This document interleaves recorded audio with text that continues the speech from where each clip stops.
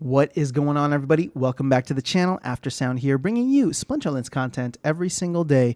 We also stream right here on this channel every Tuesday, Thursday, and Sunday morning, so come by and say hello. All right, we have reached the end of our journey because I am going to do both Dragon and Neutral together in this video.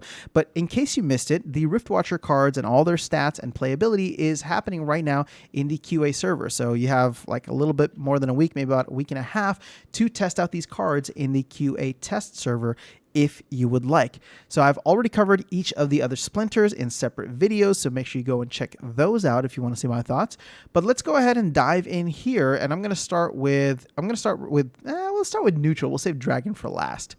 Now, you have two common neutral cards, a rare card, and then this beast of a thing, which we're going to get into because we saw a preview of that in a previous video.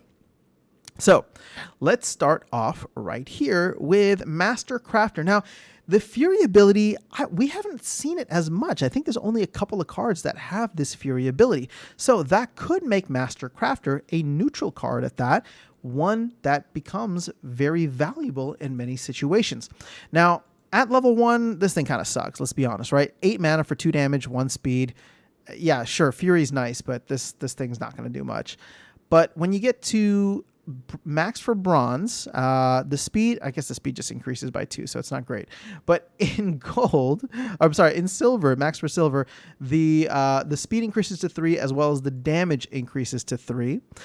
So again, that Fury ability starts to kick in now because now anybody with taunt is going to take 6 damage from them. Now in gold, I gotta say, the snare ability is cool. And I don't know how many flyers there are out there, but actually, I guess there are a decent amount of flyers, but still, it's, Snare, there's a reason Vera's like at the bottom. Sorry, Vera, I love you, but you're at the bottom. So Snare is cool for gold, but it's not like anything to write home about. And then when you get to the max level here, you're getting 8 mana for 4 damage, or 4 damage for 8 mana. And again, the speed, the Fury ability is nice, and I feel like the main utility for this card is if you know you're going to be playing against a taunt monster and you want to make sure that you can do some decent damage against it. And maybe it's a taunt monster that has flying, for example. So if we just take a quick back look out of here, I think if we sneak peek over to this one, Agor Longtail, you have quite a bit. I mean, you have this common card that's going to counter it quite well, actually. But let's go ahead and finish up the neutral cards first. So now we got Junker, 7 mana, 2 damage, 1 speed, 7 health. This is a reach melee monster. And I got to say, a little underwhelming. It's kind of just a meat shield to a certain extent. For 7 mana, not a great meat shield at that.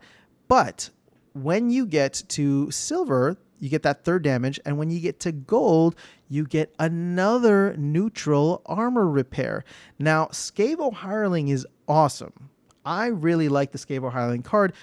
I don't play it as much, though, as I would like because there's only 6 spots, and sometimes I opt for offense rather than defense. Now, there are certain situations where playing that defense and having the card in is the difference between winning and losing.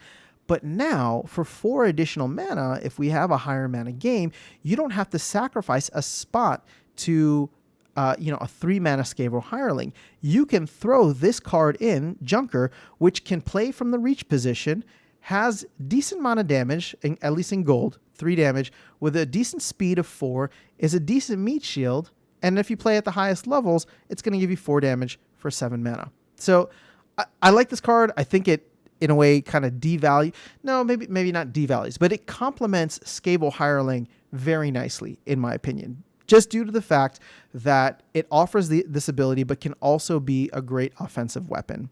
So I'm a fan. I think that this card will probably find a lot of usage in many of the situations around.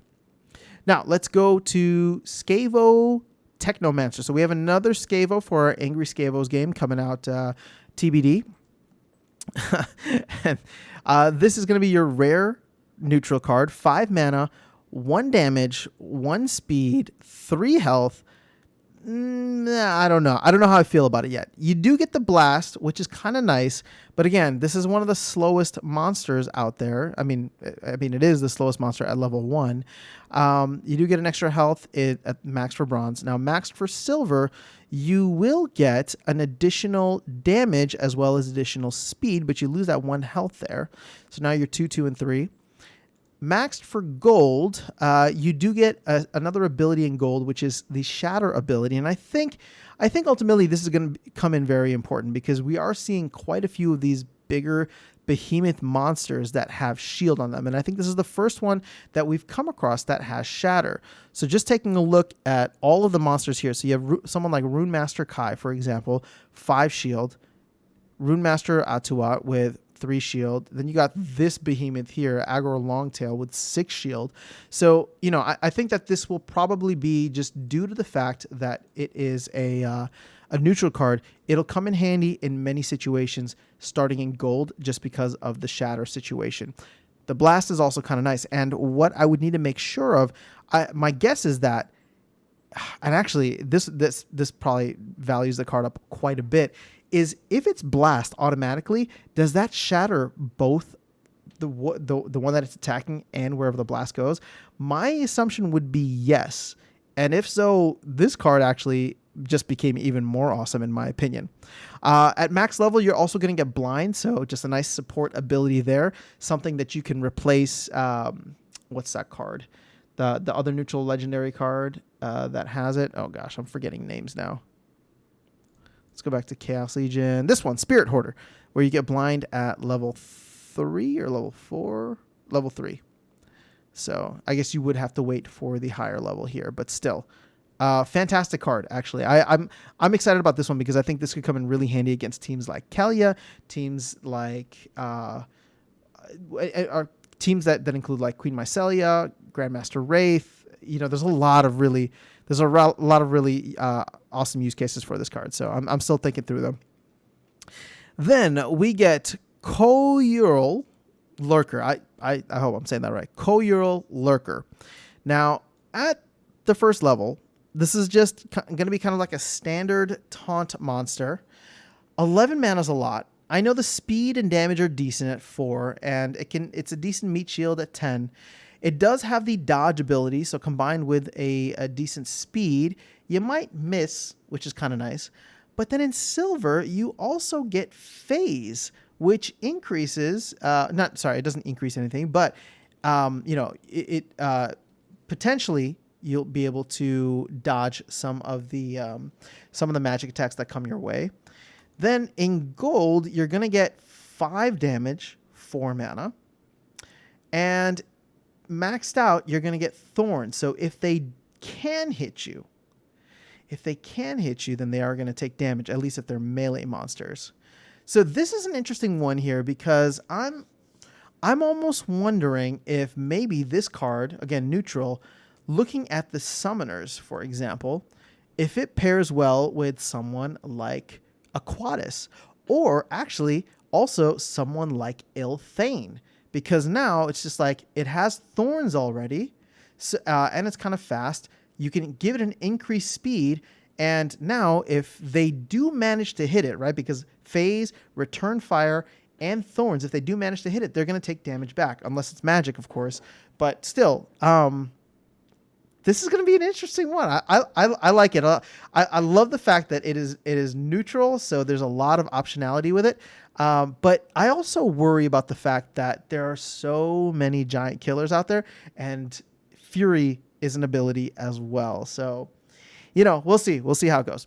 Okay, let's jump into the dragons now. And I'm excited just about the fact that they have a common and... a common and a rare dragon. I guess just a common dragon, but still, it's nice seeing lower level dragons because a lot of times when you get these higher mana games, or like, not higher mana games, but like, what is that called? Not Little League, but Rise of the Commons, where it's just common and rare cards. You don't have as much options with Dragon, at least not in the current meta or like Chaos Legion forward. So this should help with that. And we'll start all the way at the bottom, or just I guess Thispa is the summoner for Dragon, which gives everybody phase. So I would assume that we're going to see some fast monsters here, but the first one we got is an opportunity monster that is actually quite slow. 3 mana, 1 damage, 1 speed, and 4 health. So kind of meh. Now you do get 2 damage and 2 speed at max bronze, and then you also get 2 damage, 2 speed, but snare at maxed silver. There's nothing special in gold. You don't get another ability there, but you do get an additional attack. So now you're doing 3 damage for 3 mana with a speed of 3, opportunity and snare. So it's not terrible. And then maxed out, you're going to get the dispel ability as well as an increased health. So Perder, you know, again, you can't expect all the dragon cards to be overpowered, but for 3 mana, 3 damage is not bad. And especially opportunity, I think that's going to be overlooked quite a bit. I think this is going to be a really good card. Or, sorry, I shouldn't say really good. I think it's going to be a heavily utilized card in many maybe lower mana matches. Now let's go to Runic Skyclaw. Now this is a 9 mana rare card. Now off the bat, it has flying as well as snipe. It is a ranged monster doing 3 damage at level 1 with a speed of 6. So this thing is going to move quickly and it is going to attack the back line. Now at silver, you're going to get an additional health as well as additional damage. So now all of a sudden you're getting 4 damage for that 9 mana. In gold, you are going to get, I guess, increased armor, but also reflection shield. So this is an interesting... I'm wondering like about placement, for example, because reflection shield is kind of nice to play. Well, you know what would be great about this? Because right now, a lot of times what you end up doing is you play reflection shield maybe in the secondary or like the reach spot and put the taunt monster up front. There's a lot of scenarios too in which you put the taunt monster in back and now have somebody with reflection shield that can take those hits while still being very productive, right? Because even at gold level, you're doing 4 snipe damage and you can throw, you know, I'm immediately thinking of throwing someone like Wave Brood or Mycelic Slip Spawn all the way in the back line and then putting them right next to them. Or putting Runic Skyclaw right next to Wave Brood or... what's that called? Just because with the reward cards that came out with Reflection Shield, it was like Tidebiter, Revealer, and who was the last one? Oh, Venator Kinjo. So 2 of them are melee monsters. One that had the reach ability, that's why I like Tidebiter. Venator Kinjo is a great support card, but you know, if you place him in the back line and there's no special rule set, he's not going to do anything. And he just kind of sits there, right? So I don't know. Like for me, I like the fact that now you have more of these productive backline members that can take that blast damage and not be hurt by it. And then at the highest levels, I mean, this thing is doing 5 snipe damage. It has Giant Killer as well. So being able to attack those giants on the back line and do some serious damage, you're doing 10 damage at that point. Yeah, I mean, this is going to be another good one. I like this one a lot. And then let's finish off with Agor Longtail. My goodness. Okay, this is an absolute behemoth. It's 1 mana more than Chaos Dragon. So currently sitting at 50. I don't know. I said currently. It's not going to change. Actually, it could, but it's at this point, it's not going to change, I don't think. So 15 mana.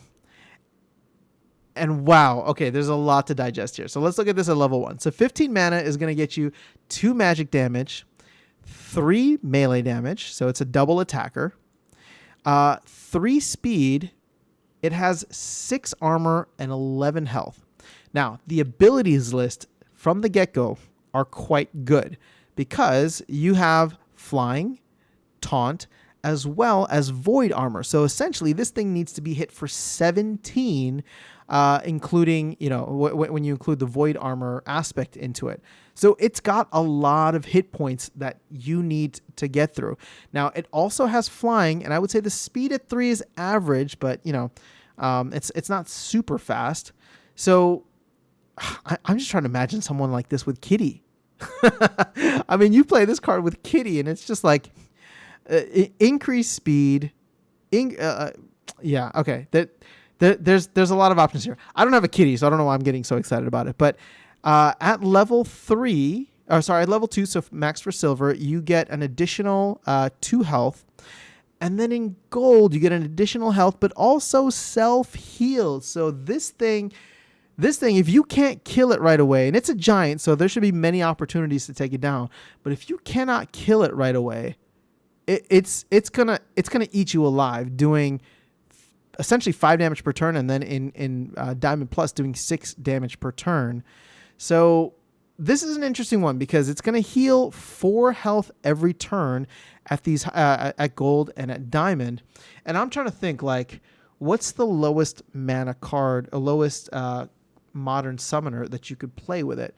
Let's see here. So if we take a look at this, or dragon and summoners, I mean, you could play someone like Camilla with them, or yeah, I guess Camilla would be the lowest mana. So now, like in an 18 mana game, you know, what's funny, in an 18 mana game, that card still won't beat Lomacron. But still, I think that it can come in really handy in many situations, and can probably dominate in many situations too. But yeah, fun cards, guys. There's again, you know, I love the fact that the meta changes every couple of months with the game whenever we get new cards. And we're going to get Riftwatcher cards here within the next couple of weeks. We have Yasik that is probably going to drop sometime soon, hopefully. And then there's also the Rooney card, which might come out sometime later next month in October. So lots of exciting stuff happening within Splinterlands right now. So I'm going to go ahead and close this video out, close out the series. Hopefully you guys enjoyed it, got something out of it, but let me know your thoughts in the comments below on both the dragon and neutral cards. And I will catch you all in the next video and see you around the game. Take care.